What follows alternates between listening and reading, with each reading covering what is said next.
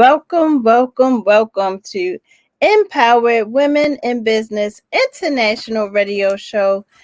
I'm your host, none other than Taylor K on the mic, also known as Nicole Mosby Taylor. And we have a wonderful show for you all today. But first, I'm going to tell you a little bit about EWBI.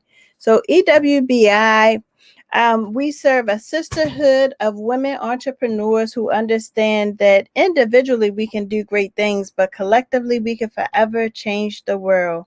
Members of our movement experience a support system that understand that we celebrate each other's successes as well as we are there for each other during the struggles as well.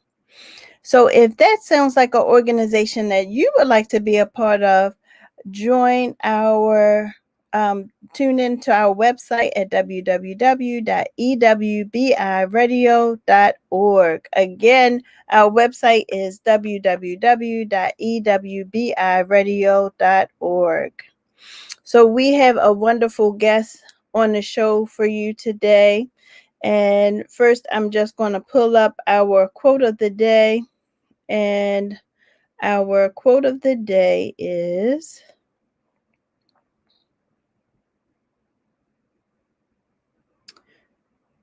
what if everything you're going through is preparing you for what you asked for? What if everything that you are going through is preparing you for what you asked for? So we're going to bring our guest. Hi, Dondra. Yes, Dondra says our sisterhood bond is like no other. Yes, I would agree. It's amazing. We're going to bring our guest on. Hey, Chap, how are you? All is well. How are you? I'm wonderful. So did you hear our quote for today? I did. What a great truth to embrace. Makes the suffering a little more tolerable if you know it's with purpose. How about that? How about that? And that's what it is. If you think about it, when they are preparing to create a diamond, the diamond have to go through a lot of pressure, a whole process in order to come out shining and being beautiful.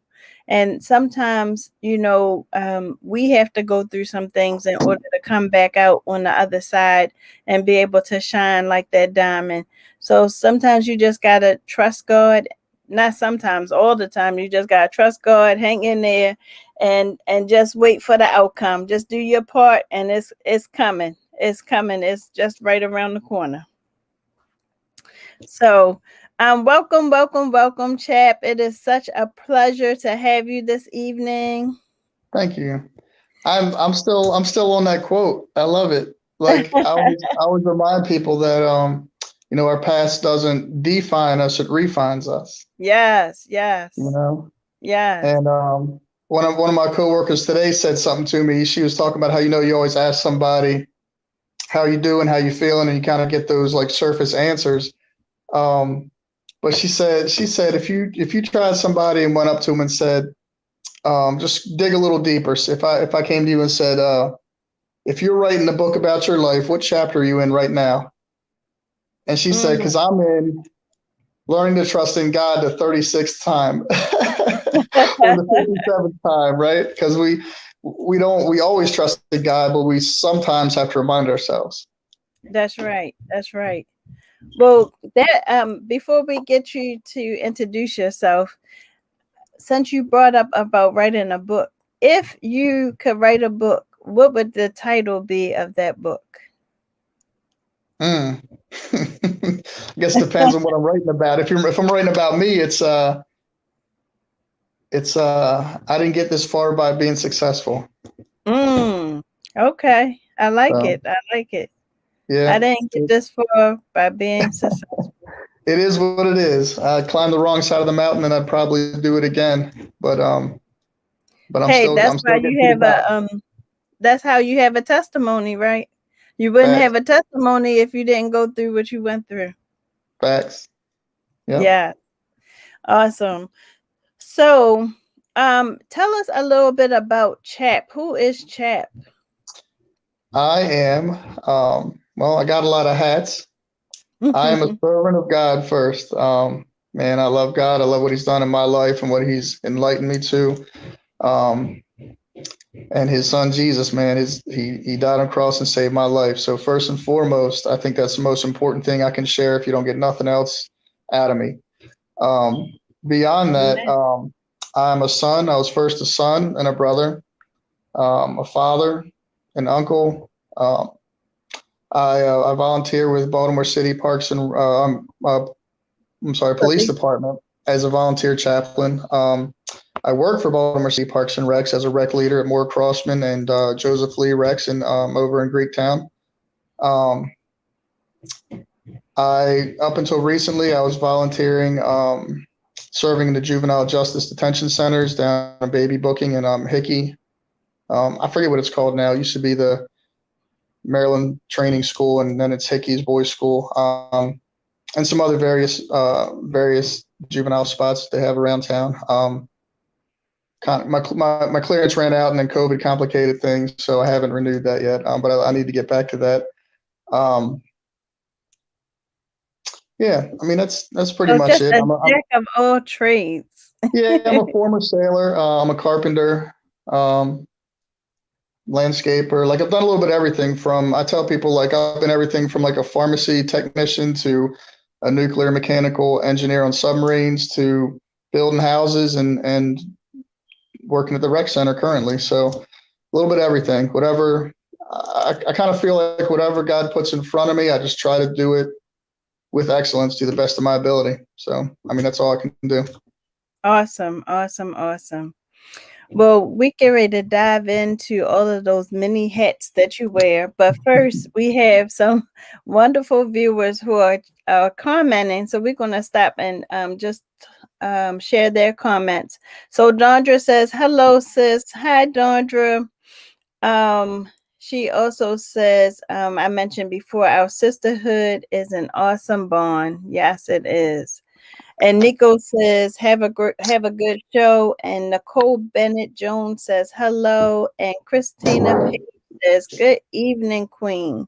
Thank you, thank you, thank you, guys. So make sure you stay tuned. And if you have any questions for Chap, don't hesitate to just drop it in our comment section. And make sure you share this broadcast, because when I tell you this man is amazing, he is amazing. He does 1,000 things. But the two things that I would say I love about him is his love for the Lord, and how much he does for our youth in the community. Oh, he really loves our youth. And the best part is it doesn't matter what they look like, but it doesn't matter what color, religion, past, but he just loves and pours into our youth. And for that, you are to be commended. Thank you. You're welcome. He's so So I shy guess, and humble. yeah, no, and it's funny too because I kind of expected my partner Lou to be on and carry the weight of the conversation, to be honest. So, but here we are. So Yes. also say to to our Muslim family watching, Assalamu alaikum, Kaifa halaka. And it's interesting you mentioned. I'm glad you mentioned the youth. There's a. It's kind of funny. I ended up working at a rec center in Greektown. I grew up in Baltimore, Northeast Baltimore. I'm very familiar with the streets of Baltimore, from like EA North and South, Park Heights to Dutch Village. It's my home. I'm 43 years old, grew up in Baltimore. It's very much my home, even though I don't look like a lot of my brothers and sisters out there. And I say that to say that my whole life, really, and my whole life experience, I've always felt like you said, like with the quote that earlier today, is like everything in my life, God was grooming me to serve our people in our city. Mm. Um, I can go a lot of places that people look like me can't go or are afraid to go for whatever reason. But this is my home, and Baltimore's my people. And so I thought it was funny when I was laid off for a couple months and I was hitting the streets a lot and working with a lot of different youth and stuff across the city. And um, somebody caught word of it at one of the recs. I think it was on the west side, and one of the managers, area managers, Mark B, because I can't pronounce his last name, it's very Greek. But he calls me up, and we met. We had met at a camp. We were doing a police camp where we took quote unquote 50 of the worst kids in Baltimore, but I'd just say kids that were making poor decisions, unguided youth. So they had jackets with the police. They had they had IAPs at school and stuff from getting in trouble. So hand selected 25 youth, 25 boys, 25 girls, and we go to this camp that I was affiliated with as a chaplain. So it was a police camp. All the counselors, all the people cooking, sweeping the rooms, everybody was police, but the youth weren't aware of this. So the youth would show up for this summer camp. They'd spend a week, we're shooting arrows, we're swimming, we're, playing dodgeball, doing all these activities that, you do at overnight camp. Got away from the city for a week, kind of laid down electronics, exploring relationships in each other, and just learning more about themselves. Miss Tori Rose took time off of her campaign to come serve for a week with the youth. That's where I met Val Jenkins, and some other great people, Captain Shorter, Major Shorter. He's a major again. Glad the city fixed that. He was out there with Chief Russell. And so I met this guy, Mark, and he saw how I interacted with the kids very naturally. I'm a gamer, so that helps, play video games. And he's like, so fast forward a couple years. Well, and let me finish on the camp because the camp's really great. So end of the week, we've been building relationships with the kids and stuff. And end of the week, we do this big cookout. Like the DJs come and throw on a little party for the kids, and we have caterers and stuff. And the police officers reveal themselves. So you have like Counselor Ron comes out in his dress blues, and it's like Officer Cromer, and the kids are like, "What just happened?" And they're rightfully so, right? You can see the betrayal on their face, but then you instantly see it wash away when they realize, but that's my homeboy. Like, this dude let me borrow his shower slides, or, this dude, whatever, silliness we got up to during the week, whatever relationships were built, they were able to see beyond the shield. Instead of putting that shield up in front of their face, they were able to see the person first. And now they had an ally in the street, and now they have an ally. There was police, school police were out there, regular police, state police, Department of Transportation police. So like the guys down on like North and Penn at the station, they would see some of these kids, and now they knew at least one officer down there, right? They'd see the school police and be like, "Oh, okay, he's not here persecuting me." That's now a different perspective on that relationship, So it was really a brilliant camp that before COVID, the new commissioner, as he's cutting budgets and getting his money to come in and cut budgets, it's one of the first things that was cut. So that was a little disappointing. And so one of the things we're working on with PowerFest is and working with former Chief Russell is to hopefully continue that next year. So it's just something we're thinking about doing, which would be really great. So my story continues. I met Mark, and then fast forward a couple years. I was laid off for a couple months as a carpenter. Mark calls me up and he's like, "Man, I keep hearing about you. Like, what are you doing? Because I need you to do what you're doing in my rec center." And I'm like, "I need a job." Like, perfect. So set me up. So he got me in, and it was real funny. Like, the agency just wasn't sure where to put me. So they're like, "We're going to put you in Bocheck Park." And I'm like, "Great. I know Rocky. I know Steve-O. I know some guys." They're like, "Well, we're going to put you over in Cherry Hill." And I'm like, "Cool, man. I know Kenny and Mike, and, I'm naming some guys." I'm like, "I'm good." They're like, "Well, we might move you over to Park Heights as EC Jackson." I'm like, "Great. I know TJ and Tehran. I got people everywhere because I grew up here." So everywhere they're putting me, I feel like they're intentionally putting me in these, hood neighborhoods that most people that look like me would be scared to go. They're like, "We're going to put you in Harlem Park." It's like, cool, man. I know Mama, Miss Jackie. I know Cookie. Like, I'm good. So anywhere they're trying to put me, I'm really good. I know people. It's going to be a good thing. And they end up putting me in Joseph Lee, which is attached like right outside of the Bayview campus in Greektown. So I land there. And Maura Crossman's at the John Rohrer School across the street, across Eastern Avenue. Those are rec centers I'm at right now. And it was just real funny because when I landed there in October 2019, I'm looking around like, where's all our people, right? Everyone was everyone was actually 95% Latino. And I'm like, Oh, what's wow. going on, right? Because like you said, like I feel like God groomed me to serve our people, and I was really excited to land in one of these neighborhoods that I know. And He puts me in Greektown. I'm looking around like I don't know anyone, and I don't speak Spanish. And so the kids since then are teaching me Spanish. But it's just really wild. Like God had a sense of humor where I thought I knew what He had planned for me, and He's like, nope, I got something different for you. So it was so that's where I'm at now. Well, that's awesome. That's awesome. It's always good for us to be able to pour into our babies and make that connection. That's the difference. When I had my mentoring group in the schools, some of the teachers would ask me, how do you connect with the kids? And it was because I took the time to build that relationship, and I let them know, look, I respect you and you're gonna respect me. And because of it, we were able to build that relationship starting out the gate. And so the teachers would call me like, hey, can you come and help out? Yep. Because such and such is not listening, or but you had to take the time to build those types of relationships. And I get it, teachers have a huge responsibility, but that one thing could really help to lead to a better school year for everyone. Facts. Yeah. So, okay, so you talked a little bit about your involvement. Tell us a little bit more about what you do for the police department as a chaplain.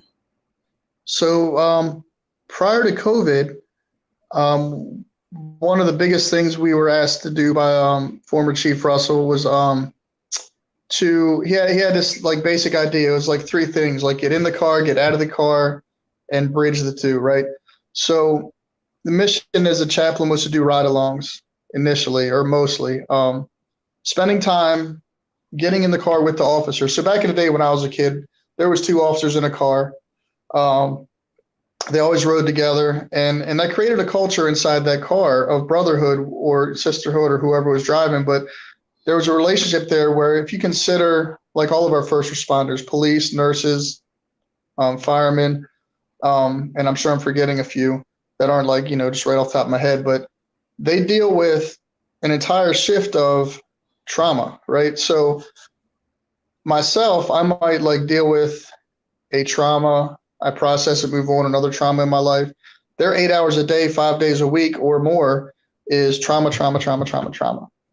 So that's what they're getting paid to do. And I don't think people really, especially like the defunded police and certain people don't really understand, like our people are traumatized, our police, our nurses, our firemen, and so our fire people. So what happens is when back in the day when there was two people in the car, they could at least talk with each other. They could at least break down what happened on the last call, what's happened in their lives. There was someone to talk to, someone to process the trauma to a certain degree.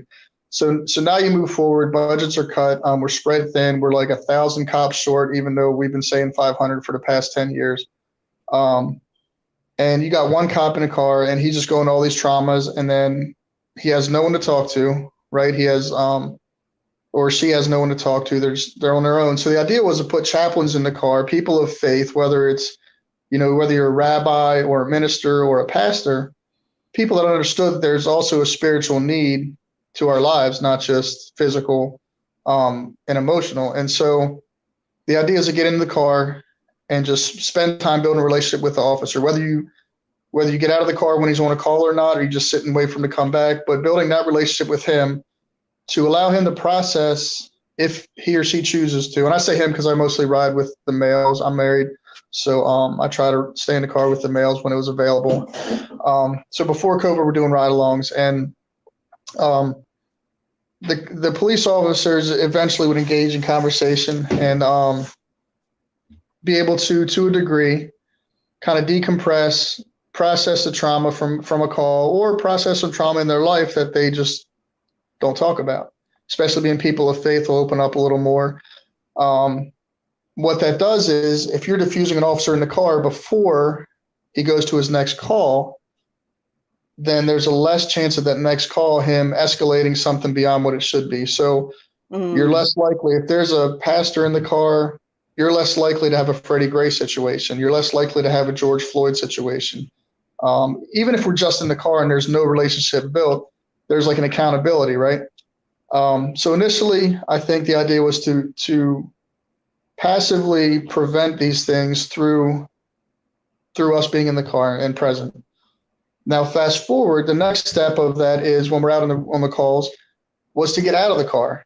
So it's real funny. I've been married 3 times, and every time I go on calls, God knows what he's doing. He always sends us to like domestic violence, and I'm like, hey, I understand this. I've processed this. I've survived this. I've been arrested for this. Like, I get it. So me not being a paid employee of the city or the police, I can also say what I want, right? I can say whatever I want. And so where the police are kind of tied to a specific rhetoric that they can and can't say, which doesn't always diffuse a situation, I can get out the car and I can actually talk to people. And I can like Right. say, hey, bro, like just walk away from this situation. All right, the police are here for a reason, to keep everyone safe. You know, I can maybe talk the aggressor into walking away for a minute, or share that I've experienced this with the victim. I've experienced it as a victim. I've experienced it as the aggressor. I've been on both sides. So depending on the situation, I can articulate my experience to help diffuse the situation before the cops have to get involved, right? And again, the cops can only say certain things. And I remember one call, so I'll give you a funny story. One morning, we did roll call, and there was an officer that was having a hard time. The lieutenant knew about it, going through some stuff, personal stuff. And so she's like, hey, Chaplain Lovelace ride with you today.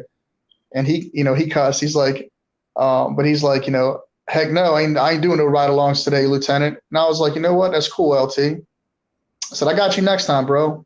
I said, I got you next time. We're going to ride. So I let him off the hook. I'm like, you know what? That's cool, man. Go ahead. So I rode with this other officer, and we got called to a domestic, right? And so we pull up, and we're in Hamilton, and this other officer that didn't want me riding with him, he shows up as backup, right? And I'm like, hey, how you doing, man? So we get in there, and the husband's trying to leave with the car and this and that and whatever's going on. I don't remember the details, but I do remember sharing so passionately that I was sharing my stuff with a couple that was having an argument, because the cops didn't know what to do. They're not babysitters, they're not therapists, they're police officers, right? But I shared my experience. I'm crying, the wife is crying, the husband's crying, the cops are trying not to cry because they're tough guys, right? And we got outside, and the officer that didn't want me to ride along with him, he says, man, he pointed out to me, he's like, you really diffused that. He's like, it's amazing. Like, you really handled that. Like, you said things that we can't say in uniform. And I was like, I can say what I want. I'm a volunteer. Like, what, are you going to fire me? And we did de-escalate the situation, like, very profoundly. And the guy looked at me. He's like, he's trying, and he's cussing, trying to cuss through the tears so he don't cry, right? And he's like, man, you said some real stuff, blah, blah, blah. And you said some stuff we couldn't say. And he said, you can ride with me anytime. And I'm looking at him like, I know, I know that. But it was Right. really cool. Really cool testimony. So pre-COVID though, the idea was for us to get in the car, engage the police, help them de-escalate before they get to a point where, something else, like when they're taking it out on a citizen, it might not have anything to do with anything. It might just be all this pent up Right. trauma that they don't process. So the initial idea is that, It's and like then it's almost like aces with flight and fright. I think because they experience it so much, then they lose their sensitivity with how they react to it. And it's not necessarily that they're a bad person, or well, of course, you're always going to have some bad apples, but it's not that they're a bad all of them are a bad apple. It's just that they lose their sensitivity because they're so used to doing it. It just becomes that same normalcy, which shouldn't be a normalcy, and which makes them lose their sensitivity and how to handle the situation sometimes. I agree, but I do want to comment that there are some bad ones out there, and I rode along with them, and they don't even know that they're bad, right? Because they're justified in what they do. But I've also experienced that, where I've experienced officers escalating stuff against our youth that I know and I've served in the juvenile detention centers, and they tell me about this one or that one, gives them a hard time, and I take it with a grain of salt because you sit in jail mad. So I've been on the street riding with an officer that the kids told me about, and we engaged the kids, and I saw how he engaged the kids, and I was like, "You're doing this with a chaplain in the car. What do you do when I'm not here?" Because it's really absurd. So yes, I'm not going to defend it 100%. So what do you as the chaplain do when you find that situation arise? So in that situation, I tended to the students, the guys I knew, Pee Wee and them. Like I tended to the children because those are my kids. Those are my sons. And so when I saw it happening and they're getting excited and kind of out of control, and I said, "Look, man, the cameras are on. The cameras are on for a reason. It's not just it's to protect you, right?" So I tried to remind them and calm the guys down, like and his partners helped me because I enlisted them, like, "Hey, you guys need to get him to calm down for a minute. Like, yes, this is unfair. Yes, this is an injustice that we are trying to fight. This is exactly what the problem is." So we encouraged him to calm down, and I had to explain to him very transparently, like, because I'm a white guy, right? I said, "If you want to take this to court, you have a case. It was escalated beyond what it should have been." I said, "It's on camera, but what I need you to do is calm down, because if you got a jury of people that look like me, and then they see a young, rough-looking black dude with gold teethers and stuff wilding out in the street, they're going to think the cop was justified in what he did. But if you sit calmly and you take it, and you're compliant and you take it, then that tells a different narrative, regardless of whether it's right or wrong." Like, my sons are mixed, right? So I had this talk with my sons, like, regardless if it's a right or wrong, I need you to comply in the moment. Sadly, because I need you to live to tell the story of what happened, and not everybody survived. That's so important that you take the time out to talk to them, to teach them that. Now, when you say your sons, and this is just for the benefit of our viewers, you don't have any biological, but you just adopt anyone. No, I do. So I have 3 biological. Oh, you do have 3 biological. Yeah. So my oldest son is with a white lady, and he's in the Army right now. And then my 2 younger sons, Charlie and Vershawn, their mother is African American. They moved up here from Florida right before COVID. So they're actually, my son he graduates Saturday or Friday. Oh, congratulations. So I do. I have 2 mixed kids. But yeah, it's very much so. When my biological sons moved here, I do want to comment on that. They saw the relationships that I had with other people their age in the community, and other people in the community in general. And they discovered, whether it's right or wrong, whether I'm right or wrong for it, people can judge me, and maybe I'm wrong, but my sons were treated the same way that I treat my adopted sons, or my sons in the city. Like, they weren't treated any differently because they're my biological sons. So when they moved here, they saw that I had relationships with guys and families in the neighborhood, and there's a crew that would a bunch of dudes would spend a night on a Friday, Saturday night, and they game all night and hang out, and maybe I'd make them go hand out boxes at the church in the morning, or maybe help fix a neighbor's fence or something. But when my sons came, they weren't shown preference because they're biological, if that makes sense. Like, my sons are my sons. It does. Let me tell you, I'm the same way. My husband, he's listening. I see that he's on. He'll tell you, like, we've had like 1,000 people stay at our house, and we treat them just like they one of our children. They go in a rotation with the chores. We love on them. When we buy something for our children, we would buy for them. If they were with us, they went on vacations with us. There's no different, and I guess that's why I, really appreciate all that you do for our youth, because you really love on them unconditionally, and it's what they need in order to survive. But we're going to keep it locked right here on Empowered Women in Business International Radio. We're going to just take a quick break. Empowered Women in Business International.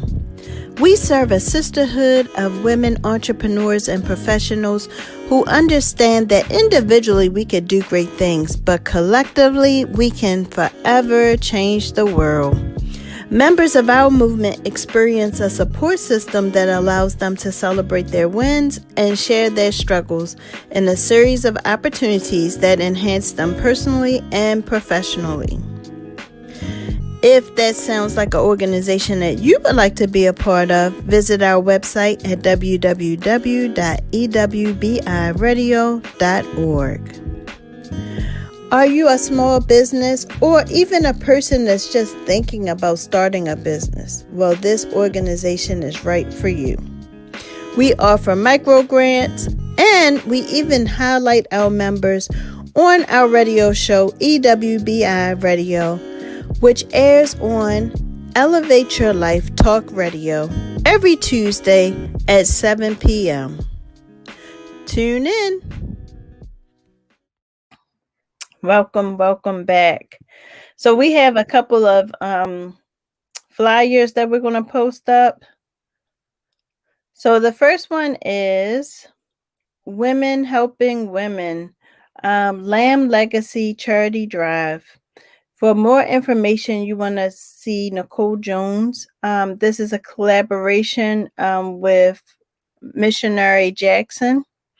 And you can visit her website at www.jonesvariety.com/charity.drive. This is a great opportunity for you to be a blessing to some women in Africa that find it hard to go to work sometimes because of their cycle. So Nicole Jones and Missionary Jackson is taking up a collection of donations so that they can purchase chemical-free sanitary napkins in order to send them over to Africa to help those women, to help those ladies. So if you want to be a blessing, it's always a blessing to be a blessing. If you would like to help bless some of those ladies, please visit that website. And then our next flyer, Stokes Multitask Contracting Services. They are licensed and bonded company. They services that they offer include trash removal, janitorial, residential, and commercial services, eviction, post-construction services, plus more. So you can reach out and let them know EWBI sent you by calling them at 443-740-1077. And last but not least, our International Sisterly Sundays, Connections, Conversation, and Collaboration, August 1st, 2021, 7 p.m. U.S. time, 6 p.m. Jamaican time. This is a amazing opportunity to just connect with women all over. Join women from Jamaica, Africa, the United States for an evening of networking, inspiration, and fun. It's hosted by Rachel Dolcine, who is an international speaker, author, and founder of the Vera Douglas Foundation, and also in a collaboration with EWBI, Empowered Women in Business International. So we would love to have you come and join us August 1st, 2020 at 7 p.m. The link is listed on the flyer. Thank you. All right, so we had a few more comments. So Joy said, hi, Nicole. Hi, Joy. How are you? Thanks for joining us. And Janine says, your role is very important and needed. And I agree wholeheartedly with you, Janine. And Chap is being kind because he's such a humble guy. So he's just giving us just a little surface of what he does for our youth. He really is amazing. I've been able to see him firsthand They even helped to. We had my organization, Trauma Advocacy Group, had a senior citizen who needed help moving, and he came with his young men, and they were phenomenal. They were just so respectful and so helpful. And I said, I looked to my left and I looked to my right, and I'm like, where are the cameras? This is the time that we need to show how our youth really do come out and embrace their community and do wonderful things. So again, Chap, thank you. I can't thank you enough. Thanks. So let's talk a little bit about Power Fest, because they have so many things coming up, and we want to make sure that we get a chance to get to each of them. Which one would you like to dive in first? Let me start with the festival, because it's been put on the back burner a little bit, but I definitely want to talk about that, because that's the heart and soul of the nonprofit. So I met my partner, Lewis Thomas, who's the president of Power Fest Baltimore. We were at the Unity Festival with Dr. Bundy and Faraji and them had organized a North Ave. And I met him, and he shared this vision with me that he had for doing like a kind of like an AFRAM, or in the county they have the African American Heritage Festival, kind of like a state fair festival idea. We wanted to celebrate. So we want to do a festival celebrating just everything in Baltimore that's good, because we get so much bad news all the time that there's not enough, spotlight shined on all the good things people are doing. So I'll give you a couple of real basic stats that I like to throw out there. Is that there's 30,000 nonprofits in Baltimore, in Maryland. I think 17, maybe 18,000 of those are in the greater Baltimore metropolitan area. But that's approximately like one nonprofit for 180 people. And that's actually in the entire state, that's 10,000 more organizations than there are retail stores. Wow. So if there's 20,000 retail stores in the state, there's 30,000 nonprofits. That being said, we should be in a lot better shape than what we're in. So I'm not judging anyone's nonprofit. I'm saying that if we're operating in our silos, or you're operating doing this great stuff and no one knows it's available, or you're doing it, we need people to know about you. Yeah. So the idea of the festival was, these 30,000 groups, these 17,000 in Baltimore City, we wanted to showcase them. We wanted to empower them. We wanted to amplify their voice and their work, kind of like you do with your show. We wanted to put them on blast, right?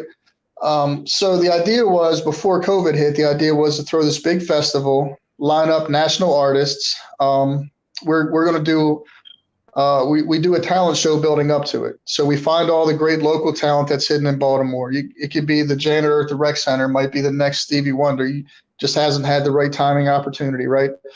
So we do a talent search building up to Power Fest. We invite national artists, some names that I've mentioned, or people that we would like to see on stage.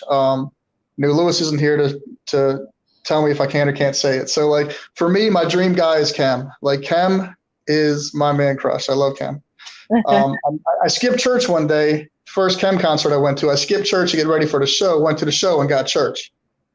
Wow. My man was homeless on the street, and now he's on stage at the Lyrics. So I'm like, and he took us on that journey. And so I'd love to have him on stage. Stevie Wonder, Shirley Caesar. There's some big national artists that we want to go for and pull them. If I can chime in, I would say add New Edition. Okay. And there's, you know what? And it's Baltimore. There's so much good musicians in Baltimore. We don't respect our musicians, but our musicians get paid more going out of state to play, like across the world. Like we have guys who played with Santana, Eric Clapton, all these big names that we grew up with listening to. The guys on stage with them are all from Baltimore, but people don't even know it. Right. But I say this. So the idea with the festival was to have a national artist on stage with our local artists, just encouraging local artists, right? Doing a car show, doing a stunt show with our 12 o'clock boys, engaging them to be celebrated for their talent, not criminalized for it. doing a basketball three-pointer contest, um, doing what else do we have? The food truck Food row, like trucks. hundreds of food trucks because I love food, man. Um, but all these different things to draw people out to the festival. There's a little something for everybody. The fashion show, celebrating the queens of from the Empowering Queens program.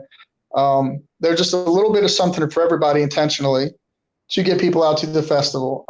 And then strategically, when they come to the festival to get to your venue that you came to enjoy, we would navigate you through a resource village. So, for instance, I think Land Home Financial at the time, I think they changed their program, but at the time they had a program where they gave a $20,000 grant for closing costs.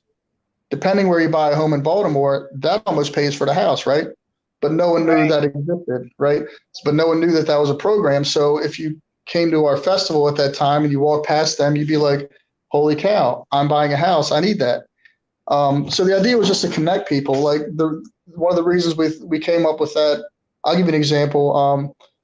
Tori Rose had organized a health fair at the health clinic on North and Penn, and we were all networking. We had all these great resources for people, but the people that needed them was across the street getting high or across the street working, right?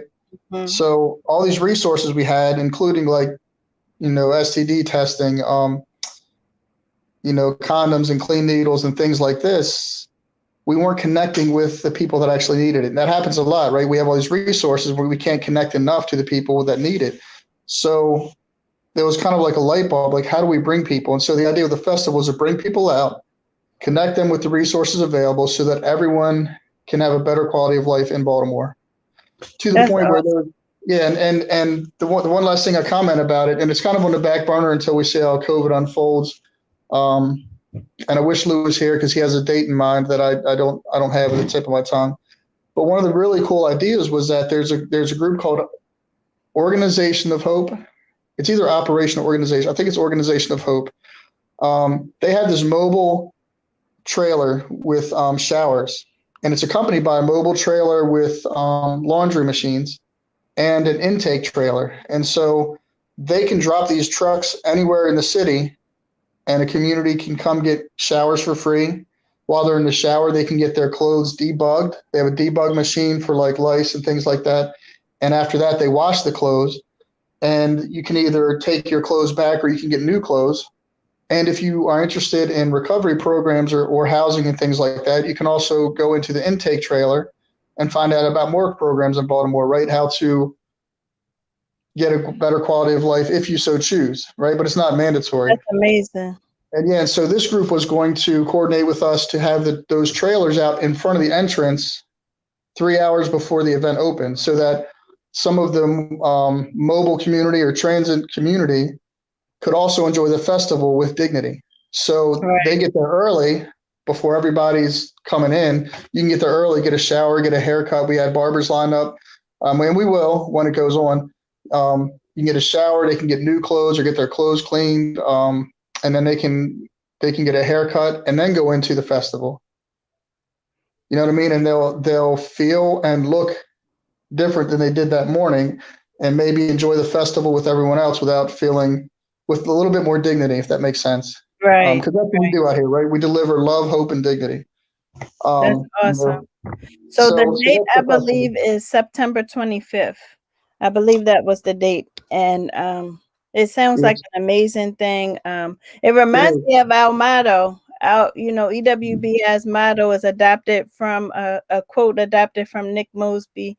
But it's individually we can do great things, but collectively we can forever change the world. So you have all these great organizations, and like you said, everybody doesn't necessarily know about them, but you put them all together to bring that awareness, and then you have this powerful event going on. So that's amazing. Yeah, so that was the original Heart and Soul of Power Fest. COVID happened. Which was a blessing because we had started building these relationships with all these nonprofits. When COVID happened, people had very unique needs arise. And as Mm-hmm. they reached out to us, we now had more partnerships and more relationships with resources because we were trying to build, build the festival. So I can Right. send, so if somebody suffered a trauma, I could send them the trauma advocacy group. If someone like a nonprofit had some IT needs, I could send them to Hack Baltimore. If there's a food need, I'd call Coach Duncan or call Miss Ann Rosenthal with the city schools.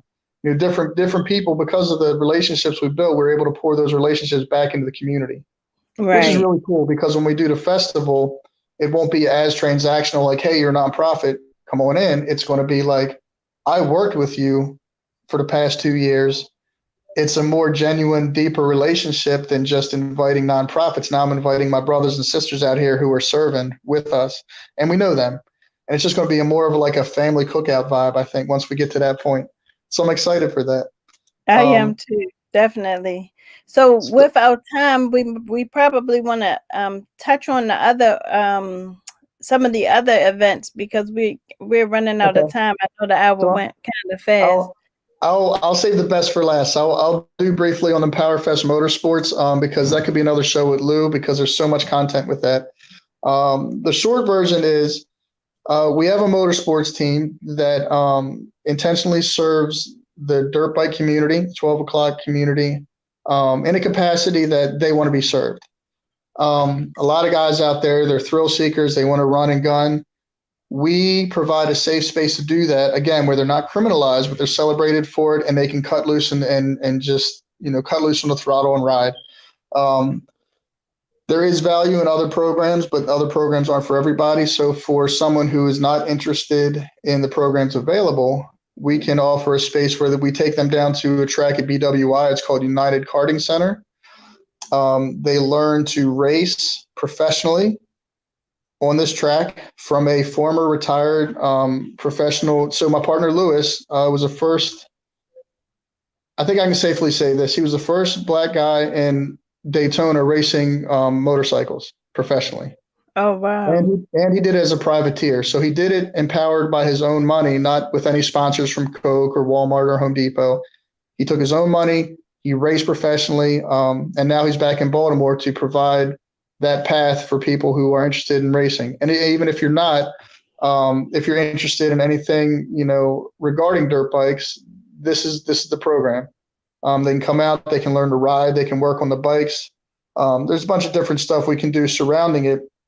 Some guys might want to, tape the guys riding motorcycles and edit some film and make some videos. That's part of the process, right? Some guys might just want to turn wrenches. That's part of the process. So everybody has an opportunity to get involved how they want to get involved. But the idea is to create a safe space for the entire community to evolve and be celebrated. Um, they learn a lot of stuff, but I'll save it for another show. I think Lewis can really just unpack that passionately. I'm more of a community guy. So the other vision we had for PowerFest, the camp, the festival, the police camp, we want to revive the PowerFest Motorsports. And we have originally started off as an idea to do a cotillion, and it evolved into empowering queens. And so I think you can authoritatively speak on that if you want to take the time to do that. Sure. So you taking over my job today, huh? So Empowering Queens is a collaboration of other organizations that have different organizations that a little bit of everything actually that have added to but it's going to be a series of workshops. We're going to have one big finale for the young ladies at the end, but what I really love is that they are trying to get internships for a lot of the young ladies.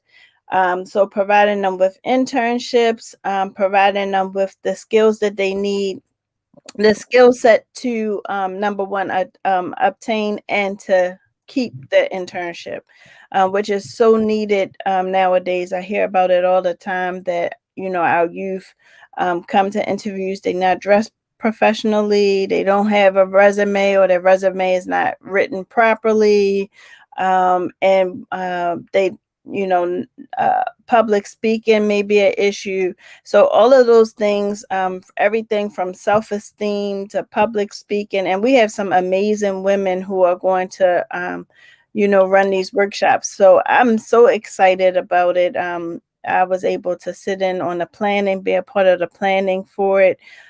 So I'm really excited to see. It starts in June, and they are accepting applications. So if you know a young lady who is in high school, through what's the age group, Chap? I Um, think it's I 24 or would, something like that. yeah, 15 to 25, but I think they're revising that to be more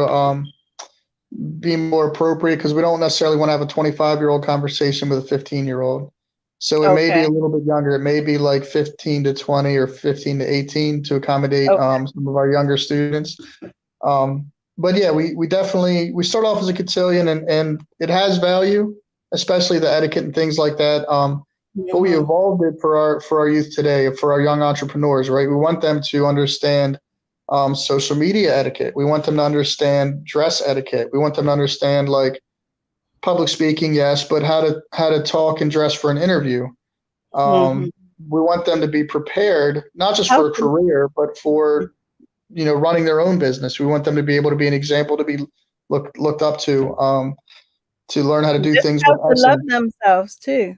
Yes, yes, A yes. lot of our young ladies, they don't know how to love themselves, and they were never taught. And it's so important, because how can you truly love someone else if you don't first love yourself? I am glad you said that because I wanted to comment on that earlier. You said something that yes, we can only love to the capacity that we've been loved. And the only reason that you and I are able to do what we do in the community, serving our people, is because someone along the way did that for us. That's I have a right. letter. I'll show it to you. Let me see if I got it real quick. I have a letter I And keep in my wallet. Oh, mhm. so I have a letter I keep in my wallet from a youth pastor that when everybody else wrote me off and told me I was no good, I was in trouble, all this. I have a letter from January 1992. This guy Wow. wrote me, and he saw something in me no one else saw, and he just told me to this is a letter of encouragement. And Tim McQuitty, he's a pastor in Alabama now, and if he had not taken the time to write this letter, and if I hadn't Mm, held on to it to revisit it in my dark times, I wouldn't be here right now.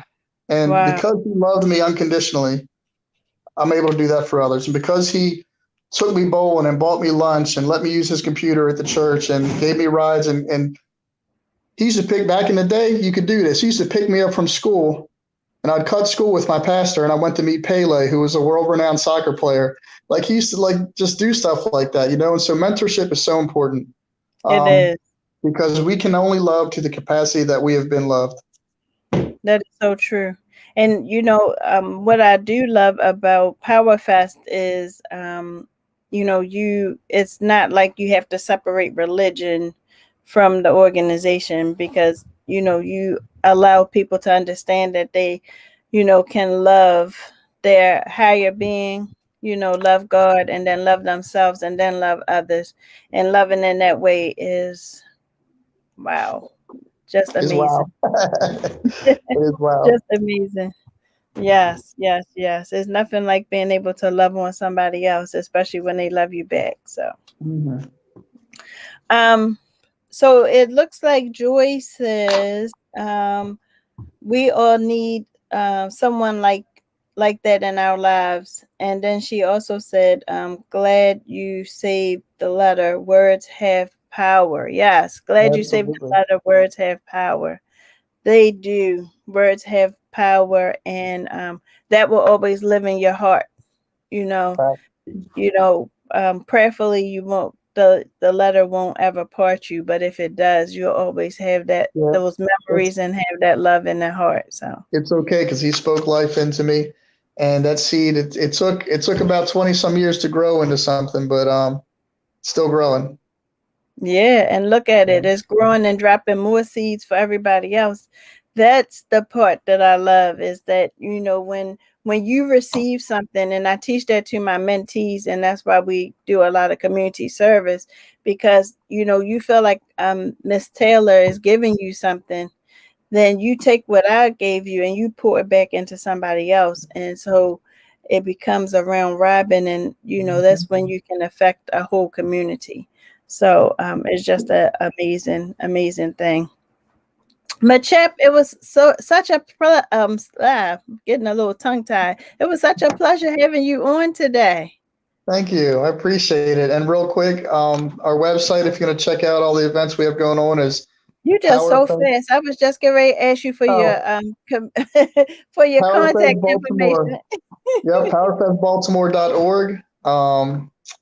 And I have an Instagram that I was forced to make, so I don't even know my name. I don't know. I'll have to get it to you But next time. But everything, their Facebook and Instagram is both PowerFest Baltimore. So make yep. sure that you go and like that. If you have an organization that would like to connect with PowerFest Baltimore, you can visit the website. And if you're interested, or a young lady that's interested in empowering queens, there is a tab on the website for them to check, and then they'll have more information, and they can sign up right there on the website for it's about to go down. And real quick, I'll just say this last thing.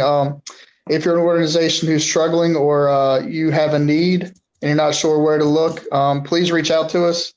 Part of PowerFest spirit is that your mission is our mission. If we can help, if we can serve you, we will. Awesome. So thank you again so much, Chap, for joining in. This was a wonderful show, and just talking about you, basically. And how Thank you. I wonderful appreciate you it. are. So keep it locked here every Tuesday at 7 p.m. for Empowered Women in Business International Radio Show. Thank you for tuning in. I'm your host, Taylor K, on the mic, and it has been a pleasure.